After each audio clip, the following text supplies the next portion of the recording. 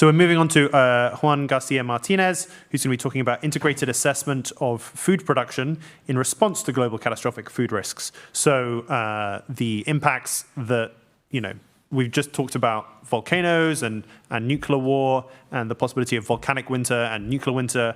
And now we're going to be moving on to discussing what might be the impacts and how to assess and how to analyze the impact of on food production of these kinds of global catastrophic food risks. Great. I'll pass on to Juan. Hi, thank you. Hello, everyone. So I'm going to be discussing the latest research from ALLFED, in which we put together a lot of the research that we've already done in the past, and we try to lay down how an effective response to a global catastrophic food shock could look like. So if you'd like to discuss this topic with me, you can get me at allfed.info/Juan, or you can contact me on Discord or find me around the hallways on the conference. So let's jump into it. We've already had a few people today talking about these things, so I'm not gonna say much. But basically there are different mechanisms that could originate what we call an abrupt sunlight reduction scenario, in which a large amount of aerosol material gets into the atmosphere and causes a significant reduction of the amount of sunlight that reaches the surface of the Earth. And in the most extreme cases, that could cause a full-blown agricultural collapse. And so what happens is that temperature is reduced significantly, as well as precipitation and humidity, all things that plants need to grow. And so other research teams have estimated that in the absence of a significant response to this, we could get up to maybe 80% mortality of the human population or even more. So let's think a little bit about what we can do to prevent that, should something like this were to happen. So in order to see how we can respond to this, we need to look at how the situation looks now and how it could look after, according to the climate models and growth models. So on the left, you can see some charts representing current global food production and consumption. You can see that we are producing about 5,600 kilocalories per person per day currently. Just under half of that is food for animals. About a significant chunk of that is as well biofuels. And then there's the food that we consume at the households. And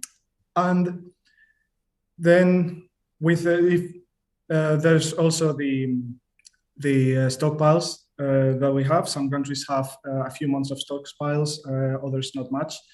And in short, what would happen in like one of the most extreme, say, nuclear or volcanic winter scenarios? Well, with no response to that, we could lose like about 80 to 90% of global food output from falling agricultural yields. And that would result in about 1,200 kilocalories per capita, according to our model, for a 150 teragram of food scenario in terms of in a volcanic winter scenario. And that would mean that we are not anywhere near the minimum human requirement of 2,100 kilocalories per capita per day. And let's look at what the things that we can do to counter that. So we've looked at resilient food solutions as an intervention to counter the loss of yields and be able to reach that minimum threshold of nutrition. And so some of the things that we have included in the model are things that we have been researching for quite some time, such as rapid deployment at a massive scale of seaweed cultivation in coastal zones. Another very important intervention is the relocation of cool-tolerant crops from the places and regions where they are being cultivated now to the new climactic zones that would arise after the abrupt sunlight reduction scenario, in order to be able to better utilize, what little sunlight we would have in that kind of type of scenario. And in a similar vein, we have the idea of deploying simple greenhouses to be able to more efficiently utilize the sunlight. A different type of solution, what we call industrial foods, is about leveraging industrial infrastructure, whether by repurposing the existing one or by construction of new factories to be able to produce sunlight-independent food from sunlight, so from feedstocks resilient to sunlight reduction. And so putting this all together and allocating things the best way we can. We looked at how that would look in terms of macronutrition, fat, calories, protein. And we find that we should be able, if we are able to effectively deploy all of these solutions, to produce about 2,600 kilocalories per capita, which is above the minimum recommended requirement. So technically should be able to produce enough food to feed everyone, even in this very extreme scenario. But that is still about half of the amount of food that we are producing now. In order to incorporate critical uncertainties in the model, we did a Monte Carlo analysis with 1,000 scenarios with that yields about a 95% confidence that we should be able to reach levels above the minimum human requirements by deploying these solutions. And we also compared how adding or removing certain of these resilient food interventions would look in terms of calories and nutrition, and crop relocation of cultural land crops to the new climatic zones seems to be the most promising solution so far. So without it, we would be able to, we will have a much harder time feeding people, but it requires a lot of cooperation and trade between regions. And so the fact that we technically can produce enough food to feed everyone, even in such a dire scenario, does not mean that everyone would necessarily be fed, right? So the prices of some goods, some foods would skyrocket, maybe up to 10-fold its current value or more. And the communities that would suffer the most would naturally be the communities that are suffering the most today from malnutrition, which is the most economically underdeveloped nations. And so what that means is that due to rising food costs, a lot of people would not be able to afford it, even if we had more than enough to feed everyone. And so the regions that would be particularly hit, if something like this were to happen, even with an effective response coordinated around the world, would be Sub-Saharan Africa, South Asia in particular, and many others. And so it looks like we would be needing subsidization and rationing in order to be able to deal with this, even if we have enough food to feed everyone. And so this highlights how incredibly important it is that we look into not only technological solutions, but also economic and political solutions to these scenarios. So finally, where are we going to take this research next? So we have done a very high-level analysis of global production and consumption, and we want to move into a more fine-grained regional analysis, perhaps even country by country, in terms of looking at the potential of each region to produce resilient foods.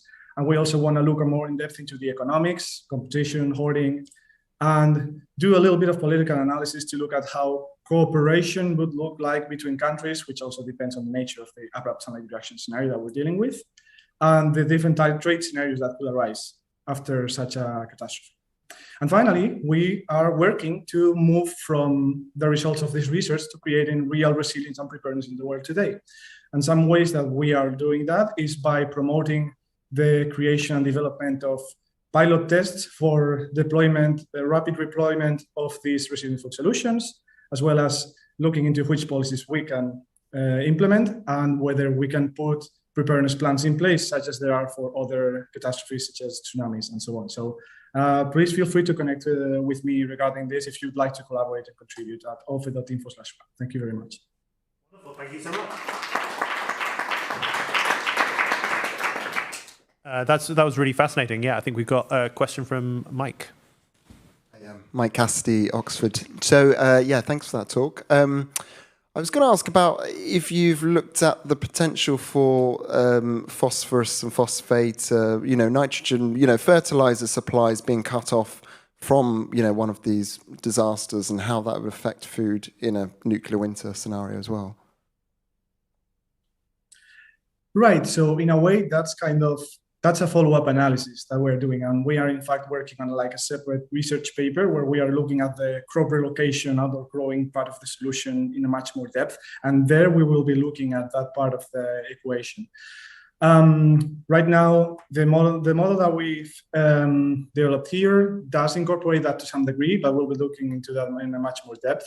And certainly, the application of fertilizers and their availability is a very important part of the high yields that we are getting from the relocated crops, even in this scenario. If that were not to be there, then a lot of that yield would be lost, and we'd have to rely on the other solutions in the resilient food portfolio more. Any other questions? If not, I guess I'll just say it struck me as like somewhat obscene the use of these very scarce calories on animal products, which I presume would just be hoarded in the rich world. Like, what do you think the scenarios that are likely there are? Sorry, I'm not sure if I understand the question. Sorry, just kind of when you're modeling this, what kind of animal products are being produced and who's consuming them? Oh, right, of course. Well, livestock and poultry, I think, are the two main uses of these, as well as dairy cattle.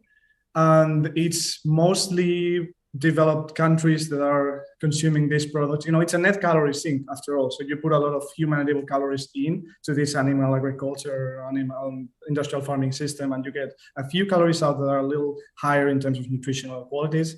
And so, well, developing nations are also starting to increase their meat and animal product consumption. So these net calorie sinks only seems to be getting bigger and bigger. All right, we're going to move on to the next talk, but thank you so much, Juan. I think it was absolutely fascinating. Thank you. Yeah, I think it's so great that this their research is moving from looking at what's the engineering possibilities to engaging with the kind of markets and political realities of our current food